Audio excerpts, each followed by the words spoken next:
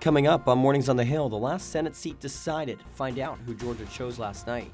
And as the weather dips into those below freezing temperatures, homeless folks in Syracuse are flocking to shelters, how they're handling the influx. And drivers are also battling the cold weather this season, how older drivers especially can be careful on the road. All that plus your orange weather and sports. Mornings on the Hill starts right now.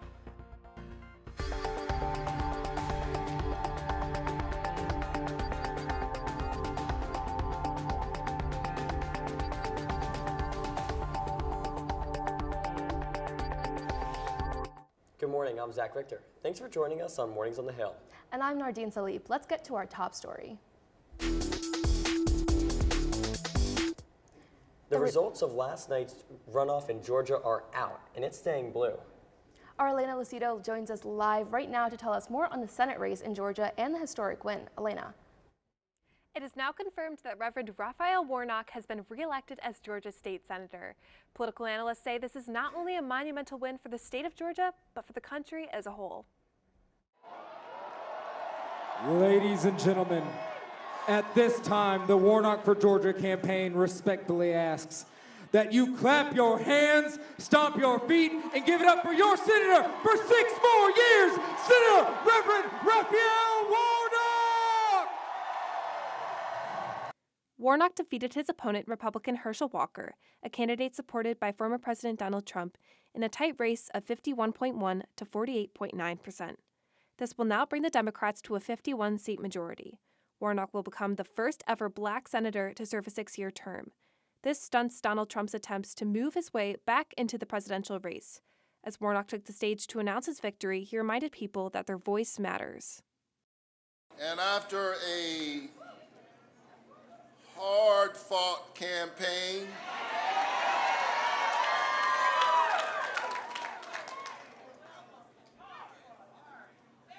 or should I say campaigns, it is my honor to utter the 4 most powerful words ever spoken in a democracy. The people have spoken.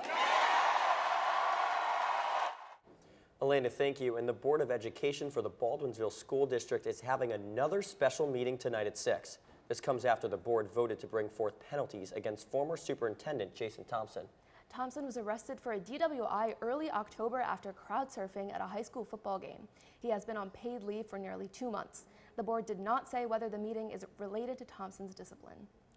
Now, turning to the weather today, it was warmer today than it has been the past few weeks. I know. I went outside with my jacket and then went inside to put it back away. It was a little rainy, and our Mornings on the Hill weather anchor Maddie Munson is live outside on the weather deck with more. Maddie? Thanks, Zach and Nardine. Honestly, I way overestimated how cold it was going to be out here today. But luckily I brought a jacket because it's drizzling a little bit. But it's honestly pretty comfortable for Syracuse in December. The current temperature right now is 48 degrees, but there's a slight wind that's making it feel a little bit cooler outside. There will be some rain throughout the day, but it's more like a slight drizzle, so you could bring a coat with a hood or an umbrella if you'd like. The humidity is about 96%, and the wind has finally died down, but it's currently at 4 miles an hour. Those are the current temperatures, but stay tuned because I'll be bringing you the 5-day forecast later on in the show. Zach and Nardine, back to you. Thanks, Maddie. Crisis communication is a pressing issue for any company or controversy. Mornings on the Hill reporter Micah Preen-Goldstein joins us in studio with the heads of the Syracuse University Crisis Communication Club. Having an experienced crisis communication team is a must for any company looking to improve or maintain their name, image, and reputation. Joining me now are the heads of the newly inducted student-run organization, Crisis Communications Club. Guys, I am thankful that you are here this morning. And take me through first, what is Crisis Communications Club and what does it mean to you? First, I just wanted to start off by saying thank you, Micah, for having us today. We're really happy to be here. My name is Alexis Carlin. I'm president of Crisis Communications Club. So just to give you a little bit about what crisis communications is, it's pretty much maintaining the reputation of an individual or a company in the eyes of the public. So as for Crisis Communications Club, we meet weekly in order to discuss current crises. We have different groups of students working together in order to do our projects that we're currently working on. We're working on an industry report. We're meeting with industry professionals to learn more about crisis communications, and we're also working on building our social media platforms as to what it means to me. Crisis communications is a fast-paced, fast-moving industry, and I always love a challenge, so working within crises is very exciting.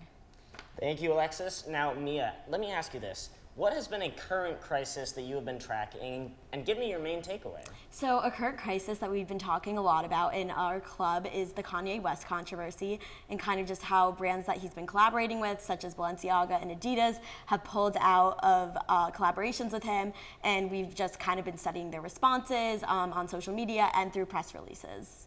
Perfect. Thank you, Alexis and Mia, for joining us this morning. Zach and Nardine, I will send it back to you. Now that temperatures have gone down, the number of people in shelters has gone up. Our Isabel Flores joins us live from Hendricks Chapel to break down how one shelter is managing increased capacity during this winter season. That's right, Nardine. The holidays are fast approaching, and one local group of Syracuse shelters is making sure that they're doing their best to help out as many people as possible.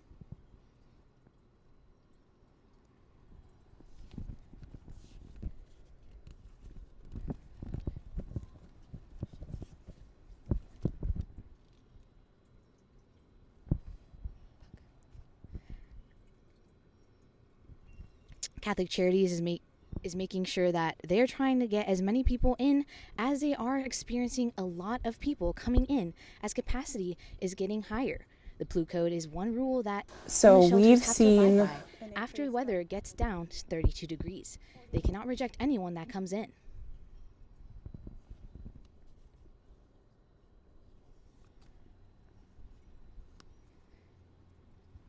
Here are some donations that Catholic Charities is currently looking for. Catholic Charities is always in need of food.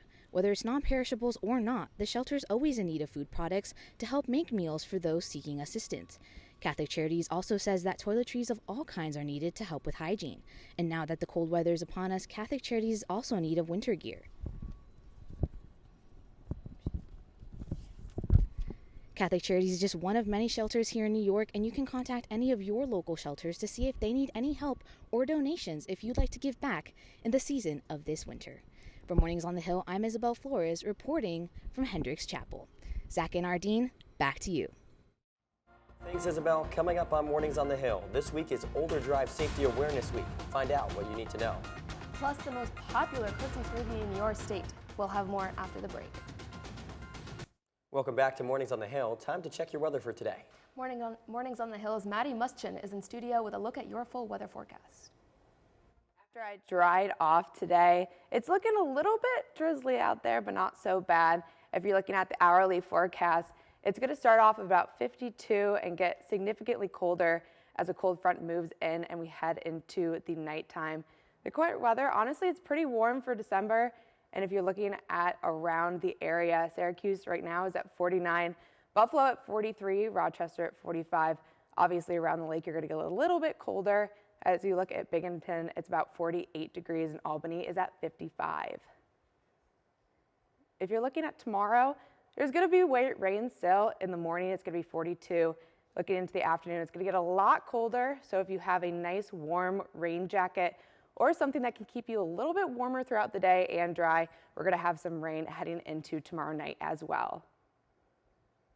And looking at the 5-day forecast into the weekend, honestly, it looks pretty good. Looking at Friday, we have 40 degrees and sunny.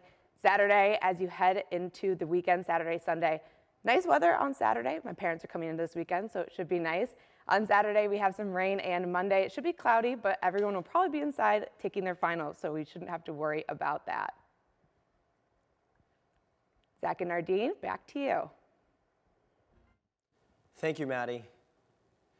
The National Association of LGBTQ Journalists is coming to Syracuse. NLGJA is a network of journalists working towards fair and unbiased news coverage of LGBTQ folks and issues. Folks at NLGJA_SU on Instagram for updates on their first meeting after break. It's AAA Driver Safety Awareness Week. It comes in December along with all the snow, and it carries a certain significance for Central New Yorkers. Mornings on the Hill reporter Sammy St. Jean explains exactly why this time of the year is so important for older driver safety. Now, the people of Central New York know all too well that with winter comes ice and snow. Driving in these conditions is never easy, but the concern is elevated for elderly drivers this time of year. Whether it be scraping the ice off the car or reacting to ice or black ice on the road, this time of year adds extra challenges for senior drivers. With that worry about the coming wintry weather, AAA driving instructor Eric Smith says that this is the perfect time for the elderly drivers you may be concerned about to take an evaluation with a driving instructor. AAA, we offer, I do like senior medical evaluations, and we don't go to the DMV or anything, but we just send a recommendation to the son, daughter, the senior citizen. Hey, you did this wrong, you did this wrong, maybe look into limiting your driving. Even if not by taking the senior driver evaluation, AAA still recommends having a conversation to begin that dialogue if you're worried about an elderly driver's safety. Having a conversation to at least plant that seed can go a long way. For Mornings on the Hill, for the final time, I'm Sammy St. Jean. Thank you, Sammy. Christmas season is here, and with that comes your favorite Christmas movies. Everyone has a favorite, and many are passionate about theirs. But Google Trends suggests that the nation might agree on something. One film remains a favorite for nearly 80% of the nation, National Lampoon's Christmas Vacation. The other state favorites include Die Hard and Edward Scissorhands.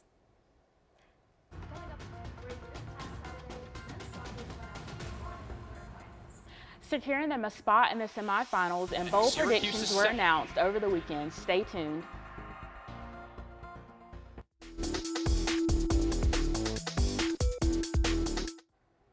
Good morning, I'm Jayla Pettis with your Orange Sports update here on Mornings on the Hill.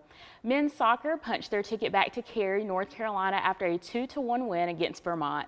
They will meet Creighton in the semifinal on Friday at 6. This is the first time since 2015 that they are back in the College Cup.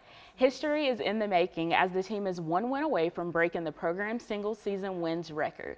Heading over to women's basketball, Sunday Syracuse trailed Yale during the first half but had an epic comeback for them to defeat the Bulldogs for their first road win of the season. Deasia Fair led the Orange with 17 points and 4 assists. Dariana Lewis completed 16 points and had 6 rebounds in the victory. This Thursday night, the Orange will face Copen State. On the other hand, men's basketball hosted 2-8 Oakland at the Dome last night. Senior guard Joe Girard III had his 100th consecutive start, and the Orange handled business as they defeated the Golden Grizzlies 95-66. Their next game will be this Saturday, and they will host Georgetown. Sunday, bowl games were announced, and the Orange are heading to the city that never sleeps. Our Michael Villegas is in studio to share more. That's right. After finishing the regular season 7-5, the Syracuse Orange are bowl-bound. Coming off a fourth quarter 32-23 win at Boston College, the Orange will head to Yankee Stadium to face off against the Minnesota Golden Gophers in the Pinstripe Bowl. Minnesota finished the season 8-4 and is also coming off a win as they beat Wisconsin 23-16. The Orange played in the Pinstripe Bowl back in 2012 when they beat West Virginia 38-14 behind MVP Prince Tyson Goley. And also back in 2010 when MVP DeLon Carter helped the Orange win 36-34 against Kansas State. We'll see if the Orange can stay undefeated in the Pinstripe Bowl on December 29th with kickoff set for 2. And as college football season winds down, that means a transfer portal season begins. Here are just a few notable players that are entering the transfer portal this offseason. A couple of ACC players are on the move, but topping the list is 5-star Clemson quarterback DJ Uiagalelei. Uiagalelei was benched during the second half in a win over Syracuse this season and later benched in the ACC championship game for backup quarterback Cade Klubnik, who led the win over North Carolina 39-10. Clemson may also be losing running back Kobe Pace, and fellow ACC quarterback Devin Leary is also looking to go elsewhere as he is on the move from North Carolina State. And that'll do it for your college football update here on Mornings on the Hill. I'm Michael Villegas. Speaking of pinstripes in the city, earlier this morning, Aaron Judge signed a 9-year deal to stay with the New York Yankees. For Mornings on the Hill Sports, I'm Jayla Pettis. Still here to come on Mornings on the Hill, our favorite Mornings on the Hill moments. And our Sydney Staples went around the newsroom one last time. Welcome back. Out of our Mornings on the Hill crew, who do you think is the most likely to give the best Secret Santa gift? Okay, so I think it's our Sydney Staples because she is just very friendly and she talks to everybody, and so I think she'd have a really good specific gift. And our Sydney Staples joins us live now in studio with more. Well, thanks, Nardine. I'll take that as a compliment. But don't sleep on Michael Villegas' gift. He brought a magic 8-ball to ours the other night. I asked others around the newsroom some fun who was most likely to questions, too. Who is most likely to go on a reality TV show? Are they really? Oh, without a doubt, it's Maddie. Who do you think is the most likely to win the Hunger Games? I would have to say probably KP. Who do you think is most likely to sing alone while they're in the shower? Me, probably Papa V. Why? I can totally see him blasting some tunes in there. Who do you think is most likely to forget to feed their goldfish? Well, I killed a few in undergrad, so probably me. Who do you think is most likely to win a hamburger eating contest? I think Matt Kibbe could put away some food. I mean, I think Villegas might give him a run for his money, but I'm going to go with Matt Kibbe. Who is most likely to snore while sleeping? I feel like Professor Copeland would be the most likely to snore while sleeping. Who is the most likely to not be a good cook? Zach Richter, who eats out every single morning. Who do you think has the best dance moves? You know what? I'm going to give it to Papa V. I'm going to give it to Michael Villegas. He would be the type to, like, break dance randomly. And I just feel like I have to witness that. I feel like he knows every type of dance move known to man, and he's not afraid to do it. It's very accurate. It's accurate. Who is most likely to like pineapple on their pizza? Oh. I'm going to say I love her to death, but Jayla, she just gives the vibe. Who is most likely to drink pickle juice? Papa V. Pickle juice, KP. I love pickle juice. See? Now you may have noticed we have a little something extra at the end of our shows. RIAs Luke Schwartz, Michael Gross, and especially Matthew Kibbe carefully choreographed some funny show endings. And another one of our RIAs, Danielle Monk, has their best moments. Place in the rankings, we've got this pose. It was nice. It just happened so fast we could barely even see it. Then we've got this salute. It's saved by that laugh at the end, but otherwise a very basic pose. And at number 7, we have the spinning chair, one of the first uses of props. At number 6, we've got this nice balancing act and a very nice dance from Luke Schwartz. Next up at number 5, we've got Kibbe looking for some phone service. Look at him. I hope he was able to make the call he needed to. Then at number 4, perhaps taking some inspiration from Luke Schwartz, we've got the robot dance. Look at Kibbe go. What a guy. Then, at number 3, we've got the politics are still cool sign. A very nice sign, and also watch this clean rip of the paper. So satisfying. Then at number 2, we've got the Gangnam Style dance with a bow from Sammy St. Jean. A very nice collaboration. Then at number 1, we've got this umbrella battle to the death. Look at them go. Look at Michael Gross fall to the ground. Kibbe is victorious. But don't worry, Michael Gross is okay. Kibbe helps him up, gives him a hug, and Professor Lewis watches on in great concern. Thank you, Danielle, so much for that. And as our time comes to a close on MOTH, we have a special report for you. Mornings on the Hill reporter Jeremy Lynch joins us in studio with more. Jeremy. It's our final show today, which it's very bittersweet, but not as bittersweet as it is for our own executive producer, KP. I went around the news studio this morning asking them what their favorite memories of KP are and her favorite and any farewell messages. Just generally talking to her about story ideas and bouncing off each other. She just has ideas that I would never think of, and yeah, I've learned a lot from her, so thank you, KP. I think the biggest thing is that she taught me how to use the system here. She taught me how to use EMPS and all the different coding stuff and all of that, so now I know for the future. KP, wishing you the best of luck. I get a message in my IFB from KP basically saying that they had just decided to scrap that whole thing and go straight to me. I had to fight back the laughter because just before this happened, we were talking about different ways in order to get around these issues. So right before that happened, I just had this big smile on my face and went straight to my story. And she laughed at a joke I made about Papa V eating a Hot Pocket. My favorite thing about KP is that she's always willing to help everybody, even if it's outside of our MOTH class. If you ever have a question about graphics or anything, she's always down for a phone call or a FaceTime, and we'll work with you like outside of class hours. And she knows what she's doing, and I'm so excited to see where she goes next. Love you, KP. When I did my interactive segment that was baseball trivia, and she said the New York Giants, and I will never forget that answer. But she's a super IA. She's the best. I appreciate everything she's done for sure. think my favorite memory of KP has to be going on Zoom every single Sunday, her cat being in there with her, and just honestly every day with KP is the best day. She's just the sweetest person you will ever meet in your entire life, and she's definitely going to be missed so much. Hi, KP. Thank you so much for everything you've done for us this semester here at Mornings on the Hill. You are such a ball of joy every time we come in at like 7 a.m. So I will miss seeing you, but I know you'll go on to do beautiful, great things. Thank you so much, KP. You are the coolest cat person I've ever met. So my favorite Moth memory with KP is just her always being willing to help us whenever we have questions about certain things. And I want to wish you the best of luck in your future endeavors, KP. I love you. Knowing her has been a privilege. And then in the future, I know she's going to do great things as a producer. She's moving on. She's going to have a great career ahead of her. And I just hope to stay in touch with her as a good friend in the future. KP, I just want to say how proud I am of you and of how you have grown into this producing role. I see great things for you. I see big markets for you. I see at some point you wanting to get out of this crazy business, but that'll be far down the road, and I'll be here to talk with you about that too. Good luck, Godspeed, and I know that I personally will miss you very, very much. For all of us here at Mornings on the Hill, we're all grateful for all the stuff KP has taught us over the course of the semester, and we will miss her so much. I'll throw it back over to Zach and Nardine. Wow, it's been a great semester of Mornings on the Hill. This has just been such a blast.